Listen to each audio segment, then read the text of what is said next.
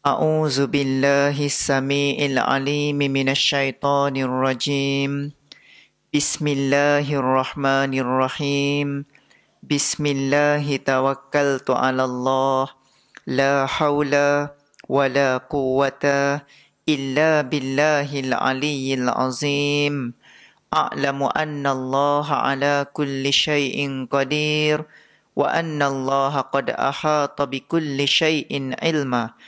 Assalamualaikum warahmatullahi ta'ala wabarakatuh. Alhamdulillahi rabbil alamin. Wal aqibatu lil muttaqin. Wassalati wassalam ala nuril amin. Nabiyyina wa habibina Muhammad. Wa ala alihi wa sahbihi ajma'in. Amma ba'du. Tuan-tuan, puan-puan, muslimin dan muslimat, para hadirin yang dimuliakan Allah Subhanahu wa taala. Pada tengah hari ini yang pertama dan selama-lamanya kita merafakkan setinggi-tinggi kesyukuran kita, kasih sayang kita, kerinduan kita kepada Allah Subhanahu wa taala Rabbul Jalil. Yakni dalam bahasa Melayunya Rabbul Jalil, Allah yang Maha Mutakallim, Allah yang Maha berkata-kata. Kerana baiknya Allah pada saat ini, pada tengah hari ini, Allah himpunkan kita semua di satu tempat, yang mana tempat yang sedang kita diami saat ini merupakan tempat yang Allah Ta'ala paling suka di atas muka bumi. Tak lain tak bukan, namanya ialah rumah Allah Subhanahu wa Ta'ala. Dalam ceramah saya tempat lain, saya selalu ingatkan diri saya dan para jemaah. Kalau kita nak tahu betul ke kita ni cinta pada Allah, betul ke kita ni cinta pada Rasulullah sallallahu alaihi wasallam, bagaimana cara nak tahu? Tengok tiap-tiap hari berapa kali kita datang ziarah tempat ni. Berapa kali kita datang duduk dalam rumah Allah. Kita muhasabah diri kita untuk kita jadi orang-orang yang soleh dan solehah. Moga-moga dengan kehadiran kita di tempat yang mulia pada tengah hari ini, insya-Allah kita akan menjadi orang-orang yang sentiasa dijamin syurga oleh Allah Subhanahu wa taala. Dan hari ini kita patut rasa syukur para jemaah kerana Allah Taala masih lagi bekalkan kepada kita dua nikmat yang paling besar dalam hidup kita. Yang mana dengan dua nikmat inilah hari ini kita datang ke rumah Allah. Kalau Allah tak bagi dua nikmat ni pada kita, tak wajib kita datang rumah Allah. Dengan dua nikmat inilah hari ini kita baca ayat suci Al-Quran. Kalau Allah tak hadirkan dua nikmat ini pada kita, tak wajib kita baca Quran. Dan dengan dua nikmat inilah juga baru-baru ni kita puasa sebulan Ramadan. Kalau Allah tak bagi dua nikmat ni, tak wajib kita puasa baru-baru ni. Tak lain tak bukan, dua nikmat inilah nikmat iman dan Islam. Sebab itulah iman dan Islam ini, dia seolah-olah seperti mana cahaya dalam jiwa kita. Bila ada iman dalam jiwa, ada Islam dalam jiwa, guru saya kata Islam ini seolah-olah lesen. Kita nak bawa kereta kena ada lesen. Nak jadi pilot kena ada lesen pilot. Nak bawa superbike, motor besar tu, kena ada lesen dia juga. Sama juga dekat dunia ni, nak hidup dengan selamat kena ada lesen. Dan lesen dia tak lain tak bukan, Innad dina indallahil Islam. Itulah dia lesen. Siapa-siapa yang ada lesen Islam dalam jiwa dia, bukan setakat selamat dunia para hadirin semua, insya-Allah bahagia hidup kita sampai ke akhir hayat. Dan lesen yang kedua tadilah, kata guru saya, nikmat iman yang patut kita syukuri. Sebab iman ini ulama sebut yazid wa yankus. Iman kejap-kejap dia naik, kejap-kejap dia turun. Oh, waktu dia naik tak apa lah. Waktu dia naik, ya Allah, mulut ni suka je baca Quran. Waktu iman naik, ya Allah, pantang jumpa orang minta sedekah, hulur selalu. Itu waktu iman naik. Waktu dia turun siap. Waktu dia turun, Allahu Akbar, Allahu Akbar. Dengar azan, buat tak tahu je. Dengar azan dekat TV, ambil remote tukar. Itu waktu iman turun. Tengok. Sebab itulah hari ni iman kita kena sentiasa polish, sentiasa upgrade supaya iman ini sentiasa mantap kepada Allah Subhanahu wa taala. Sebab iman dia seolah-olah menjadi cahaya dalam jiwa kita. Iman bagaikan emas permata, letaknya di dalam jiwa, gemilau warnanya, bak cahaya menyuluh hidup seluruh manusia. Iman letaknya di hati, suburkannya dengan ilmu, basahinya dengan zikrullah. Iman menunjukkan kita jalan diredai Allah. Imanlah harta yang paling berharga. Dapatkan di pasaran. Pastikan yang original. Okay. Jadi nak bagi tahu apa? Baguslah budak tu buat nasyid tu kan. Berkaitan dengan iman. Yang mana iman ni, Masya Allah, kita nak suburkan iman. Lazimkan diri kita hadir ke majlis ilmu. Allah Ta'ala akan tambahkan iman kita jadi orang-orang yang soleh dan solehah. Dan setiap kali lepas solat, kita bacalah doa ni selalu untuk mantapkan iman kita. Allahumma ahyina bil iman, Allahumma amitna bil iman, Allahumma syurna bil iman, wa adkhilnal jannata ma'al iman. Ya Allah, yang pertama, hidupkan kami dengan iman.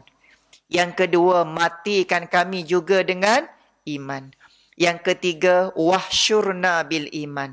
Bangkitkan kami pada hari kiamat dengan iman. Dan yang keempat, yang paling kita nak, wa adkhilnal jannata ma'al iman. Ya Allah, masukkan kami ke syurga-Mu juga dengan iman. Sebab itulah hari ini tuan-tuan, perbanyakkan syukur kepada Allah kerana Allah Ta'ala hadiahkan kita dua nikmat yang besar ini.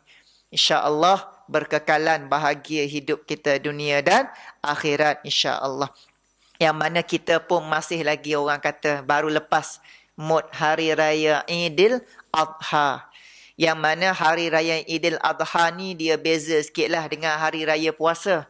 Okey, yang mana hari raya puasa ni kita takbir, disunatkan bertakbir sehingga selesainya solat sunat hari raya Idul Fitri. Sampai situ saja.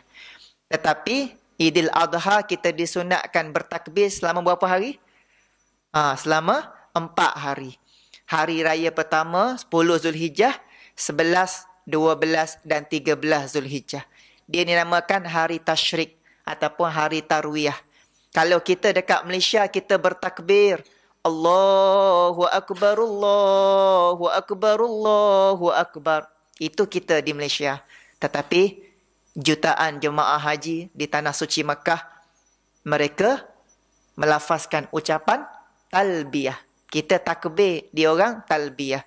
Labbaik Allahumma labbaik, labbaik la syarika laka labbaik. Dia orang melafazkan ucapan talbiyah. Kami datang menyahut panggilan-Mu ya Allah. Jadi yang mana kedua-duanya talbiyah dan takbir ini tujuannya satu, iaitu membesarkan keagungan Allah Subhanahu wa taala. Kita sebagai manusia, kita kena banyak membesarkan Allah. Kita jangan membesarkan hawa nafsu. Kita jangan membesarkan kebendaan dunia. Tetapi kita besarkan matlamat tujuan kita. Allah tujuanku. Kerana akhir sekali kita nak balik kepada Allah juga. Orang yang kejar dunia, Masya Allah, hari kiamat, jauh dia dengan Allah Ta'ala. Orang yang kejar dunia, akhirat akan lari daripada dia. Tetapi orang yang kejar akhirat, dunia akan mendatangi dia. Sebab itulah hari ini, kita sama-sama jadi orang-orang yang muhasabah diri kita. Yang mana kita kena sentiasa bawa diri kita bercinta dengan Allah Subhanahu wa taala. Apabila kita mengucapkan takbir, tahmid, itulah tanda perhambaan kita kepada Allah Subhanahu wa taala.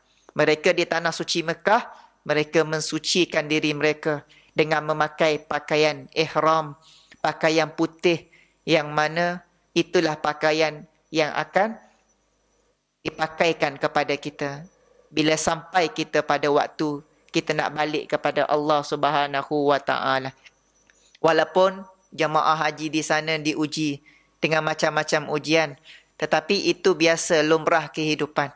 Allah Taala tanda kasih sayangnya dia akan uji kita. Cuba kita tengok para nabi, para rasul. Semua para nabi, para rasul digelar sebagai kekasih Allah. Walaupun mereka kekasih, adakah Allah Ta'ala manjakan para nabi dengan kenikmatan? Tengok, Allah Ta'ala tak manjakan nabi dengan kenikmatan walaupun dia kekasih. Tetapi Allah bagi ujian yang macam-macam. Sama juga dengan kita. Allah Ta'ala sayang pada kita, Allah bagi ujian. Sebab dia nak tengok kita ni orang yang bersabar ataupun tidak.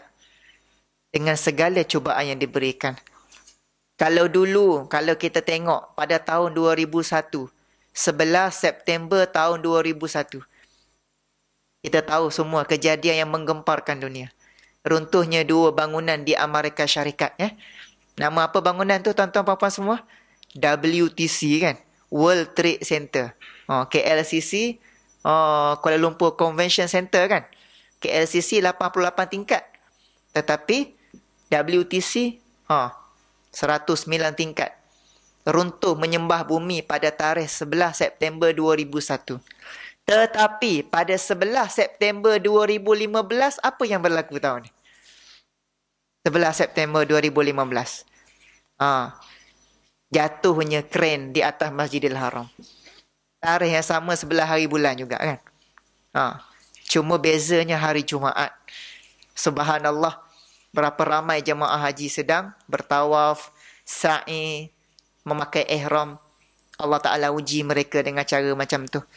Pasti mereka meninggal dalam keadaan ihram, dalam keadaan yang baik. Dalam rumah Allah yang paling agung, hari Jumaat pula insya-Allah. Itulah saat kematian yang sebenarnya kita idamkan. Tapi belum tentu lagi kita dapat. Kan sedemikian. Moga-moga mereka semua bahagia dalam keredaan Allah Subhanahu wa ta'ala. Dan baru-baru ni yang terbaru pula, seperti mana kita tahu rempuhan di Mina tu kan, mengingatkan kita pada tahun 1990.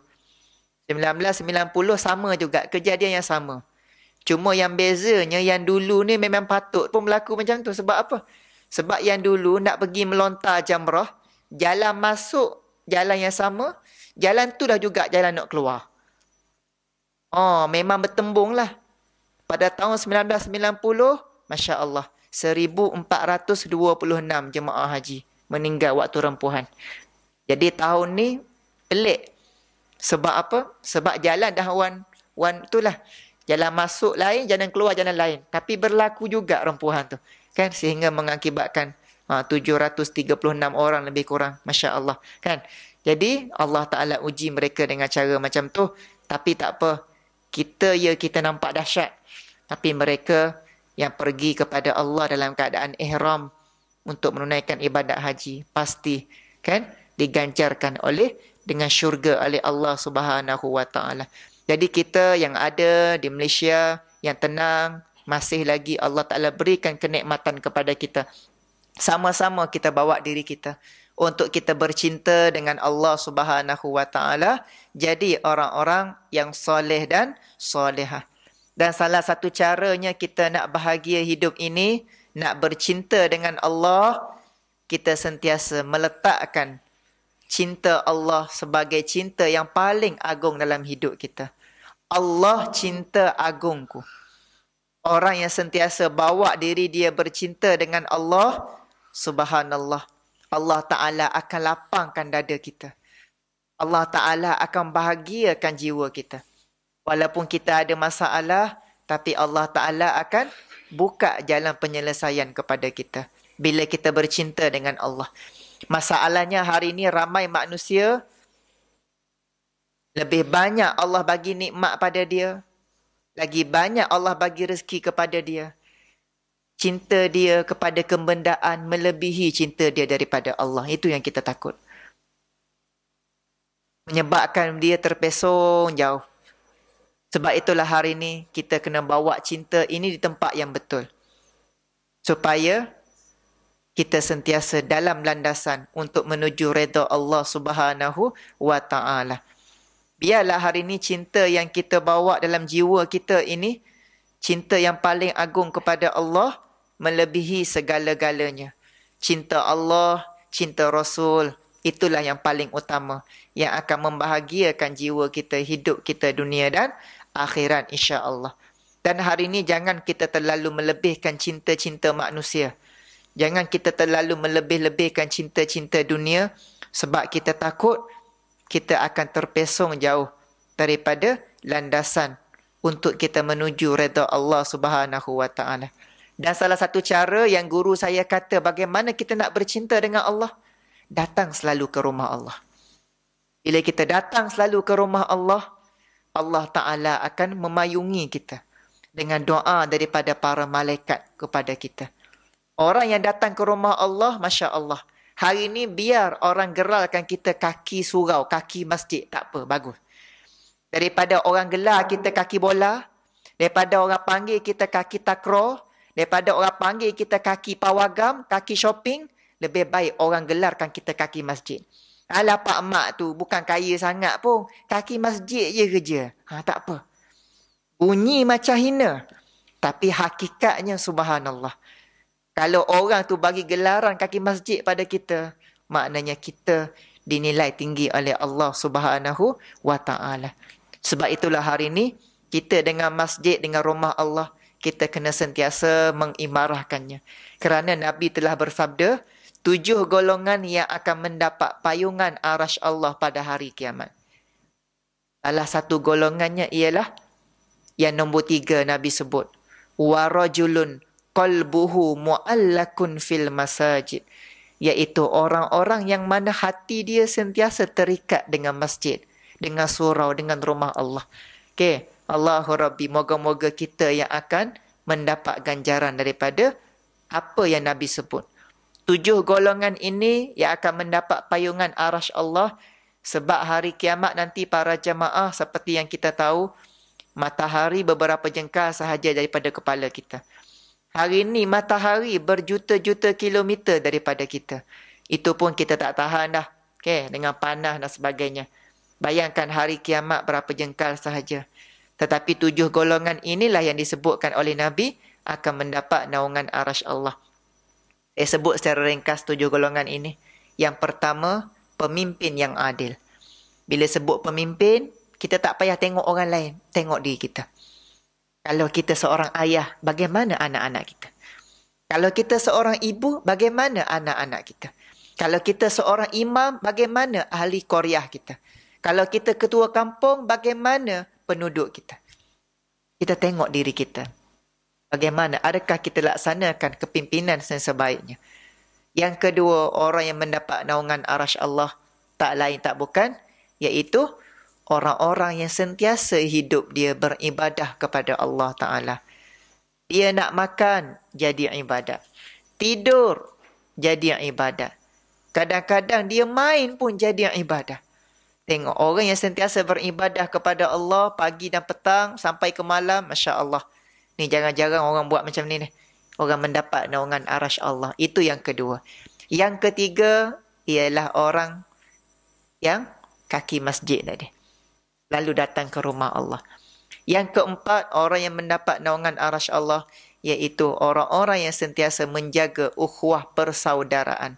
Bertemu dengan sahabat dia kerana Allah, berpisah juga kerana Allah. Okay, orang yang menjaga persaudaraan ukhuwah Islamiyah mendapat naungan arasy Allah pada hari kiamat. Yang kelima, secara ringkas yang saya sebutkan, yang nombor 5 ni dahsyat sikit. Siapa-siapa yang dapat nombor 5 ni, orang Kelantan kata tabik getah. Nombor 5 ni apa dia? Iaitu lelaki yang apabila diajak oleh wanita yang kaya, hartawan, cantik, rupawan, jelitawan, apabila wanita itu mengajak dia melakukan zina, Di saat itu dia kata, inni akhafullah. Aku takut pada Allah. Agak-agak boleh ke kita? Oh. Hari ni minta maaf. Hari ni orang lelaki kita tak berzina bukan sebab kita baik. Sebab kita belum diuji. Datang sekali depan mata, tercabut juga kopiah ni. Hari ni kita belum diuji. Sama juga hari ni kita tak ambil rasuah. Bukan sebab kita baik kadang-kadang. Orang belum hulur lagi pada kita. Kali orang hulur, kebir mata ni. Sebab itulah hari ni, kita kena jaga diri kita. Kan? Tengok, yang golongan nombor 5 ni dahsyat sikit. Siapa-siapa yang dapat menahan godaan hawa nafsu saat itu. Masya Allah. Nabi sebut, dia bayangi arash Allah pada hari kiamat. Golongan yang ke-6 saya ringkaskan, yang mendapat naungan arash Allah pada hari kiamat, iaitu orang yang sedekah tangan kanan, tangan kiri tak tahu.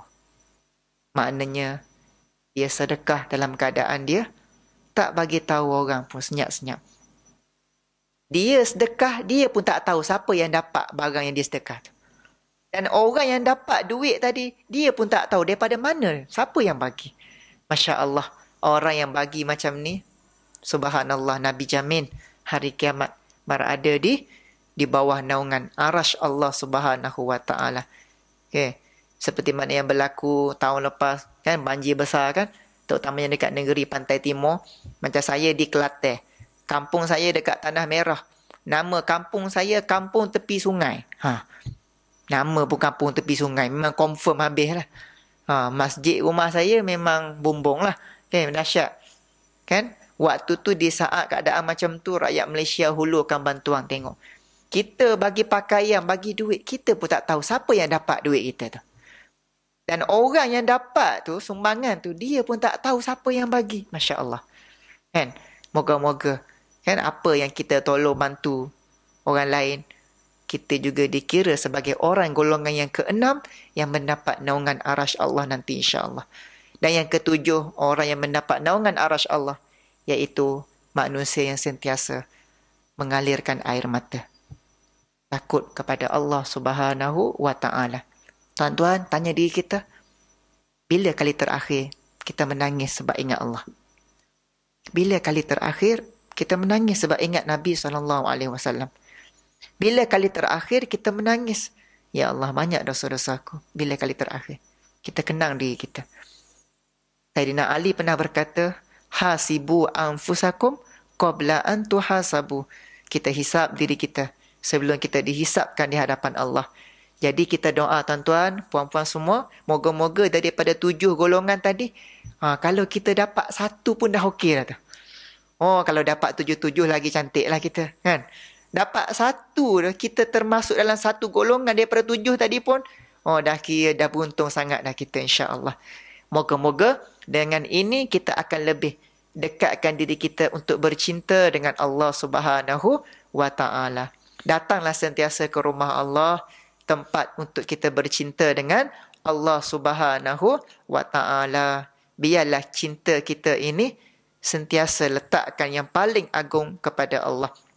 Jangan kita jadi macam remaja-remaja di luar sana. Walaupun kita telah dewasa, kan? Tapi kita risau dekat anak-anak kita, remaja-remaja di luar sana. Sebab hari ini, sepanjang 8 tahun saya buat ceramah motivasi dengan budak-budak sekolah. Masya Allah, macam-macam cerita budak-budak ni. Okay? Sebab apa? Berpunca daripada dia tersalah meletakkan cinta dia. Kan? Bila tersalah letakkan cinta, Masya Allah, hanyut habis budak-budak remaja hari ni. Jadi tuan-tuan, puan-puan, tolong cek diri kita, bawa ahli keluarga kita untuk meletakkan cinta kepada Allah Subhanahu wa ta'ala. Dalam Facebook saya pun kadang-kadang macam-macam cerita-cerita bab-bab remaja ni. Ada orang tu mesej, Ustaz, tolong Ustaz, kawan saya ni Ustaz. Kenapa dengan kawan awak tu? Allah, tolonglah Ustaz, dia terlanjur ni Ustaz. Bagaimana nak buat dengan baby dalam perut tu Ustaz? Bila saya bagi nasihat sikit sebanyak, dia pun mulalah nak mengaku. Minta maaf lah Ustaz, bukan kawan saya. Saya sendiri yang mengandung tu. Baru nak mengaku diri dia. Kan? Macam-macam. Yang seorang lagi duk mesej, Ustaz, tolong saya Ustaz. Power saya nak ugut saya. Kalau saya tak bagi duit dekat dia tiap-tiap bulan, dia nak saya bawa habis gambar-gambar. Gambar-gambar tu lah yang pernah terlanjur tu. Tengok, itu apabila berlaku sedemikian kerana tersalah meletakkan cinta. Bila lebihkan cinta manusia dia jadi macam tu. Ni kita risau dekat anak-anak muda. Kita sekarang insya-Allah tak ada masalah. Mungkin kita selamat daripada benda macam ni. Tapi kita risau dekat remaja-remaja di luar sana. Anak cucu kita satu hari nanti. Hari ni biarlah sama-sama kita sebagai ketua keluarga, sebagai ayah, sebagai ibu, kita bawa ahli keluarga kita untuk letakkan cinta kepada Allah sebagai cinta yang paling agung dalam hidup kita. Agar kita selamat hidup kita, dunia dan akhirat. Sebab cinta ini, saya ibarat macam ni lah. Cinta ni seperti solat. Saya nak tanya para jemaah, solat ni baik ke tak baik? Baik solat tu. Tapi kalau orang tu solat zuhur dalam waktu maghrib, baik ke tak baik? Solat bagus dah. Tapi solat zuhur dalam waktu maghrib. Bagus dah pakai jubah, pakai serban nak solat zuhur. Pukul 8 malam. Betul ke tak betul? Macam itulah juga cinta. Cinta ini cantik, suci. Tetapi kalau kita tersalah letak, habis kita. Hanyut kita. Sebab itulah hari ini, kita dasarkan cinta kita yang paling tinggi kepada Allah. Supaya insya-Allah bukan setakat hidup kita dunia bahagia. Bahkan kita bahagia di akhirat nanti insya-Allah. Dan yang kedua kata guru saya, untuk kita lebih bercinta dengan Allah Subhanahu wa taala, perbanyakkan kita untuk sentiasa berzikir, bertahmid, puji Allah Subhanahu wa taala. Sebab bila kita banyak berzikir, banyak ingat kepada Allah, Allah Taala akan campakkan dalam hati kita satu benda yang bernama ketenangan. Yang mana ketenangan ni kita tak boleh beli kat mana-mana. Ada setengah orang dia kata tenang. Saya gembira tenang apabila rumah besar, kereta besar dan sebagainya. Tetapi itu tidak melambangkan sebuah ketenangan. Ketenangan yang hakiki, yang abadi, iaitu apabila kita banyak ingat kepada Allah Subhanahu wa taala, kita perbanyakkan zikrullah. Biarlah hari ini kita jadi orang-orang yang sentiasa ingat kepada Allah. Dan hari ini kalau kita nak tahu betul ke hati kita ni sentiasa ingat kepada Allah, senang sahaja kita tengok. Guru saya kata, di saat kita bangun daripada tidur waktu pagi, kita buka mata waktu pagi, siapa kita ingat dulu? Bila kita buka mata waktu pagi, bangun daripada tidur, direct hati kita ingat pada Allah. Maknanya itulah tanda kita sentiasa bercinta dengan Allah Ta'ala. Tapi kadang-kadang setengah orang bangun tidur, duk ingat benda lain. Yang minat bola, bangun tidur ingat bola. Berapa kosong semalam, tertidur pula. Yang tu ingat bola. Ada orang tu sibuk dengan kerja. Sibuk sangat dengan kerja. Bangun tidur pun duk ingat kerja tu. Jadi di sini kita boleh bayangkan diri kita. Sebab itulah hari ini setiap kali bangun tidur tuan-tuan, bawa hati kita ingat pada Allah. Terima kasih ya Allah. Bangunkan aku daripada tidur. Kerana tuan-tuan, setiap kali Nabi bangun tidur, Nabi tak akan lupa baca doa bangun tidur.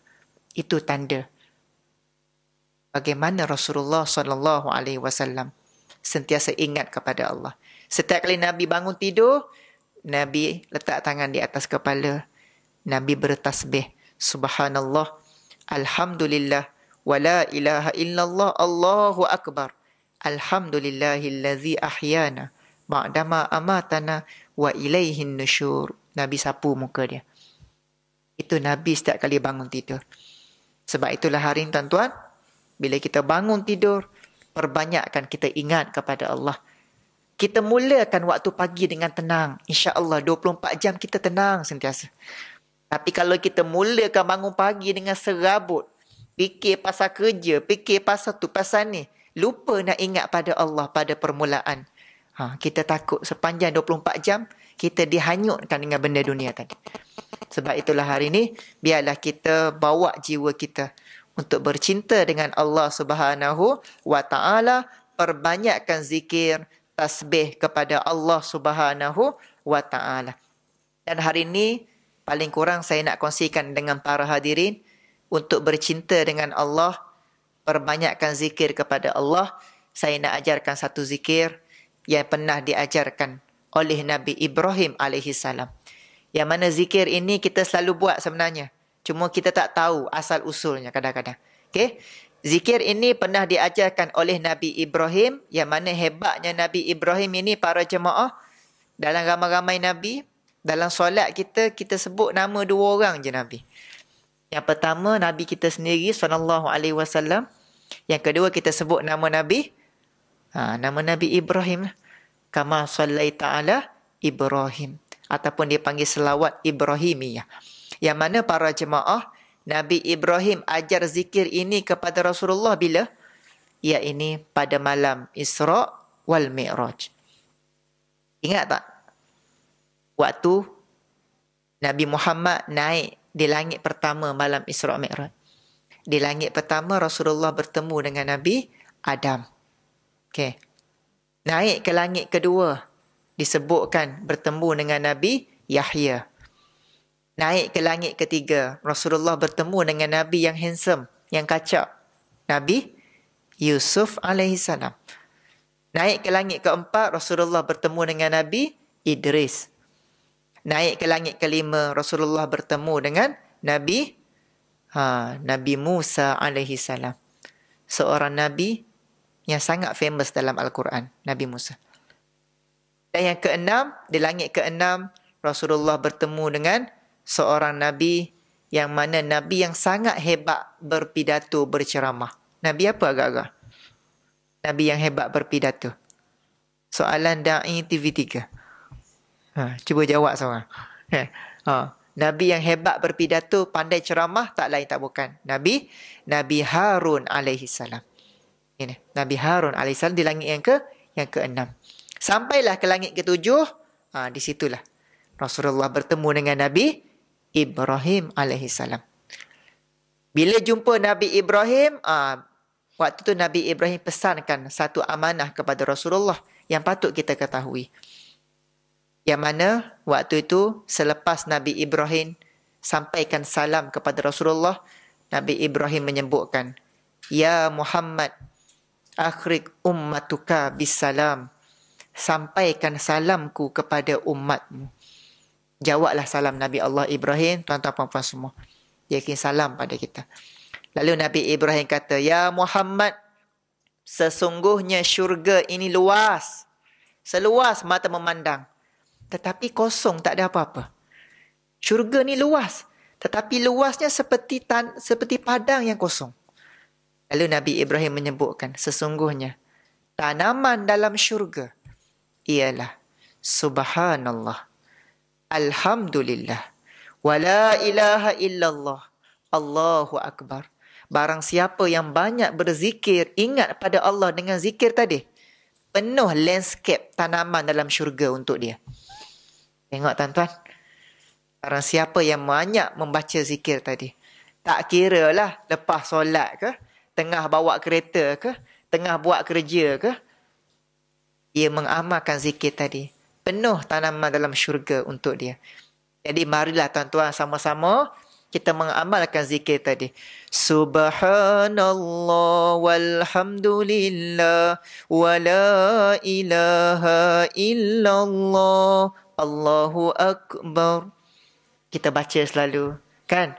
Sambil-sambil bawa kereta tu, Masya Allah. Kalau boleh baca zikir ni 10 kali pada waktu pagi, 10 kali sebelum tidur. Cantik dah tu. Daripada tak baca langsung, kan? Sambil buat kereta pagi-pagi, baca dengan zikir tu. Jangan duk menyanyi je. Awak kat mana? Awak kat mana? Duk menyanyi je dalam kereta pagi-pagi, kan? Kita tukar. Hari ni zikir. Balik rumah pun sama. Sambil buat kereta, baca 10 kali. Pergi, 10 kali balik. Masya Allah. Amalkan 20 kali tiap-tiap hari. Oh, cantiklah kita tu. Kan? Bawa hati kita kepada Allah. Tengah-tengah jam, kita zikir. Masya Allah. tenang hati kita. Kita pun tak serabut, kan? Biarlah hari ni, bila kita letak cinta pada Allah, kena caranya bahagia hidup kita dunia dan akhirat. Jangan kita melebihkan cinta-cinta manusia yang mana akan menghanyutkan kita. Allah Ta'ala ajar kita tingkatan cinta dalam Al-Quran. Okay? Allah Ta'ala mengajar kita supaya jangan kita lebihkan cinta manusia, cinta dunia, harta kekayaan, anak pinak lebih daripada Allah. Kerana apabila kita mencintai benda itu lebih daripada Allah dan Rasul, Allah sebut dalam surah At-Taubah, fatarabbasu hatta ya'tiyallahu bi'amrih. Tunggulah balasan daripada aku.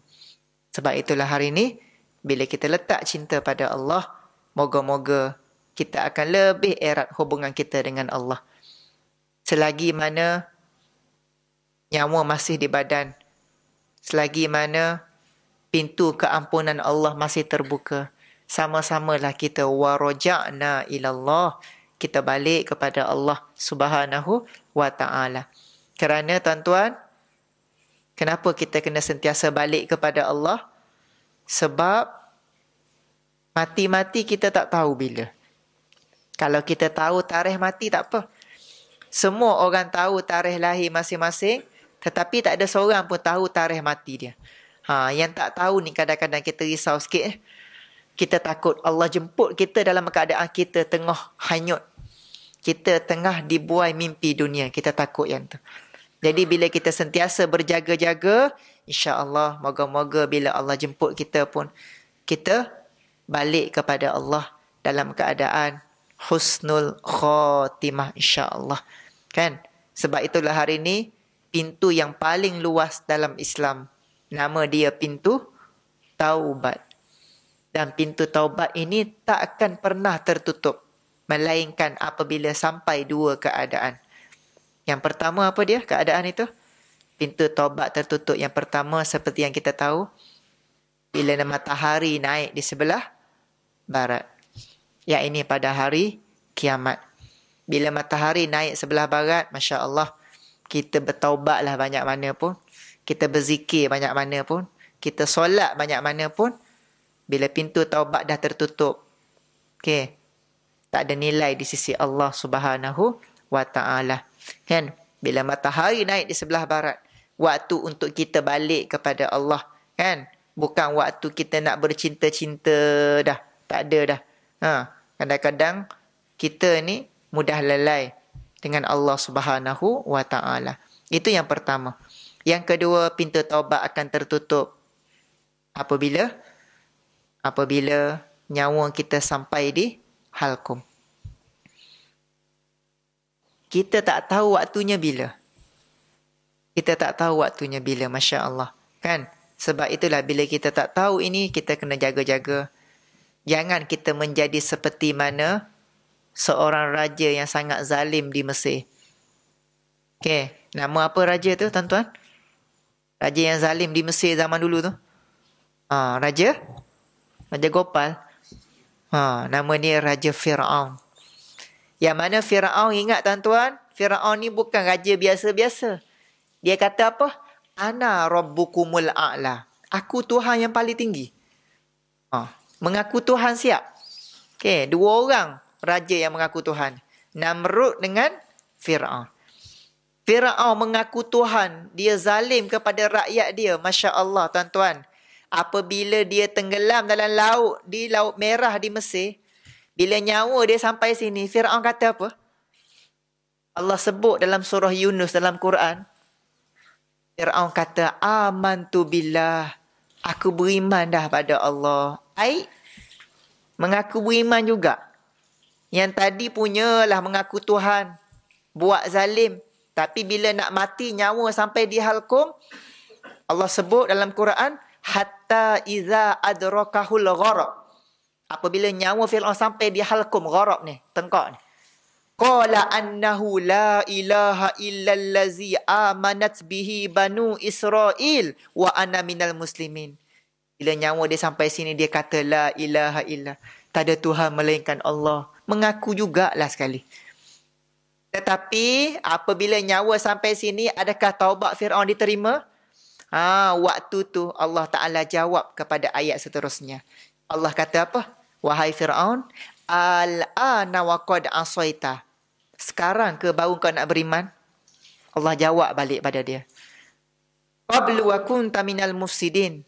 Sedangkan sebelum ni engkau banyak buat kerosakan. Aku bagi nikmat kekayaan, aku bagi pangkat. Engkau sombong. Hari ni ke baru nak beriman? Lalu Allah Ta'ala sambung dalam ayat seterusnya. Falyauma nunajjika bi badanika. Pada hari ini wahai Fir'aun, aku akan selamatkan jasad kamu. Sebab itulah hari ini mayat Fir'aun kita boleh tengok tak hari ni? Boleh tengok ke tak mayat Fir'aun? Pergilah sana. Ada lagi mayat Fir'aun. Kita boleh tengok sebab mayat itu diawet sampai ke hari ni ada. Kenapa mayat dia ada sampai hari ni?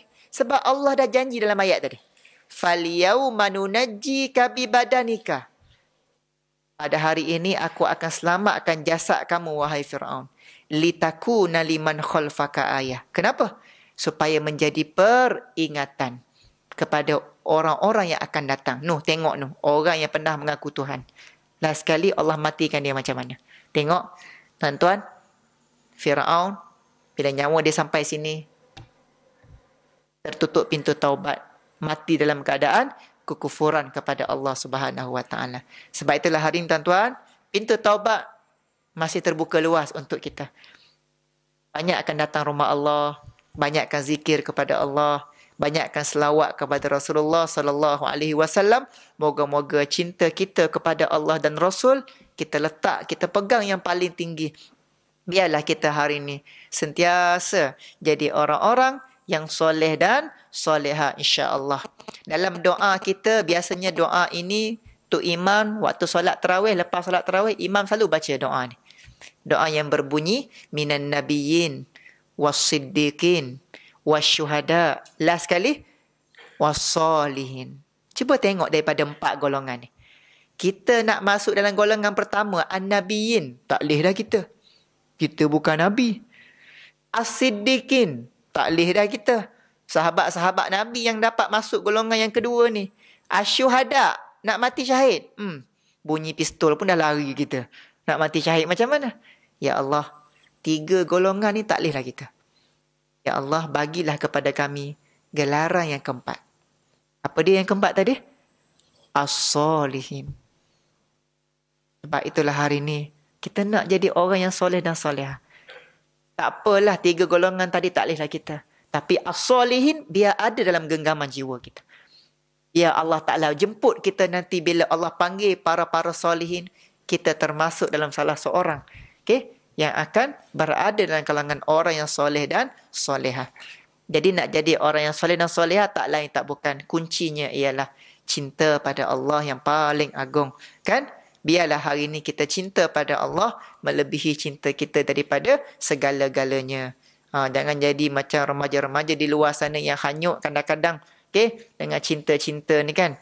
Biarlah hari ini kita bawa dalam hati kita cinta yang paling agung, cinta yang paling istimewa hanya kepada Allah Subhanahu Wa Taala. Kita ada suami, siapa yang hadiahkan suami kepada kita? Allah juga. Kita ada isteri, siapa yang hadiahkan isteri pada kita? Allah juga. Kita cinta kepada seseorang, siapa yang turunkan cinta tu? Allah juga, yang Maha Rahim.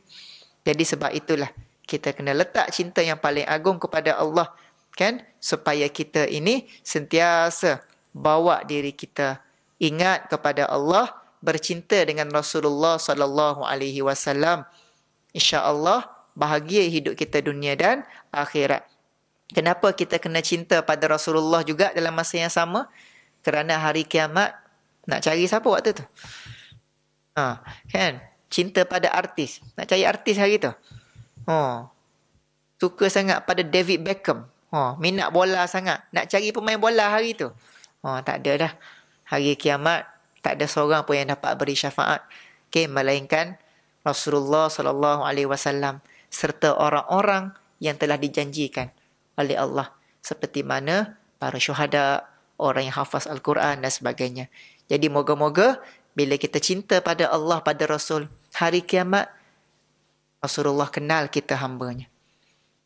Bila kita perbanyakkan selawat kepada Nabi, amalkan sunnah-sunnah Nabi. Yang mana sunnah Nabi ni ada dua para hadirin. Yang pertama sunnah wajib. Yang kedua sunnah sunat. Pakai serban, pakai jubah, simpan janggut, bersugi, itu sunnah sunat nama dia. Sunnah sunat. Sunnah wajib apa dia? Sunnah wajib ikut apa yang Nabi buat. Ikut syariat yang Nabi bawa. Itu sunnah wajib. Maknanya apa yang Nabi sebutkan hukum hakam dalam agama Islam, kita bawa dalam kehidupan kita. Itu yang betulnya. Sunnah wajib yang patut kita ikut.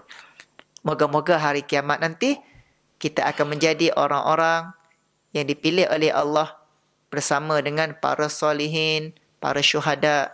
Kan? Kita dapat syafaat Nabi SAW. Kerana itulah yang kita idam-idamkan.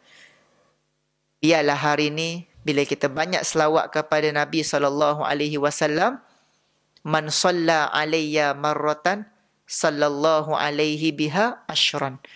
Barang siapa yang selawat kepadaku sekali, Allah akan ingat, akan selawat kepada dia sebanyak 10 kali. Subhanallah.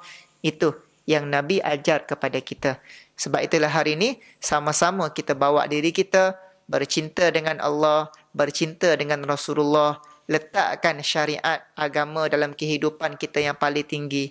InsyaAllah kita akan dimuliakan oleh Allah Subhanahu wa ta'ala dalam hidup ini, dan insya-Allah kita akan dimatikan dalam keadaan yang baik, menghadap Allah dalam keadaan kita husnul khatimah. Amin ya rabbal alamin. Biarlah hari ini kita didik diri kita supaya perbanyakkan datang ke rumah Allah, lazimkan diri datang ke majlis-majlis ilmu, majlis-majlis zikir. Kita sentiasa berzikir kepada Allah Subhanahu wa ta'ala, dan kita mengikuti sunnah Nabi SAW. Biarlah hari ini cinta kita itu cinta yang akan membawa kita ke destinasi yang kekal abadi buat selama-lamanya, yakni syurga Allah Ta'ala. Kerana syurga ini Allah sebut dalam Al-Quran, siapa-siapa yang masuk dalam tu khalidina fiha abadan abada. Masuk tak akan keluar sampai bila-bila. Hari ni tengah hari kita masuk surau. Lepas solat sekejap lagi kita keluar, kejap je. Pagi-pagi kita datang office. Petang kita keluar, kejap je. Kita ada rumah besar-besar kat rumah kita. Sampai masa kita keluar rumah kita, kita pergi mana? Orang kat kita pergi mana waktu tu? Pergi Batu Dua je lah. Kan? Nak bagi tahu kat dunia tak kekal. Tapi kalau kita dapat masuk syurga, selama-lamanya, forever and ever. Masuk tak akan keluar sampai bila-bila. Berada dalam syurga dengan penuh kenikmatan yang dijanjikan oleh Allah Subhanahu wa ta'ala. Perbanyakkan kita ingat kepada Allah, perbanyakkan selawat kepada Rasulullah. Kan? Biarlah hari ini kita jadi orang-orang yang sentiasa mengabdikan diri kita kepada Allah Ta'ala, dan insya-Allah kita termasuk dalam kalangan 7 golongan orang yang mendapat naungan arasy Allah Subhanahu wa ta'ala, insya-Allah. Amin ya rabbal alamin. Jadi mungkin cukup sekadar itu perkongsian saya pada hari ini. Insya-Allah moga-moga segala salah silap saya minta maaf. Insya-Allah ada rezeki kita jumpa dalam kuliah lain kali untuk sama-sama kita muhasabah diri kita, jadi insan-insan yang soleh dan saleh, insya-Allah. Aqulu qawli hadza wa astaghfirullahal azim li wa lakum. Wassalamu alaikum warahmatullahi taala wabarakatuh.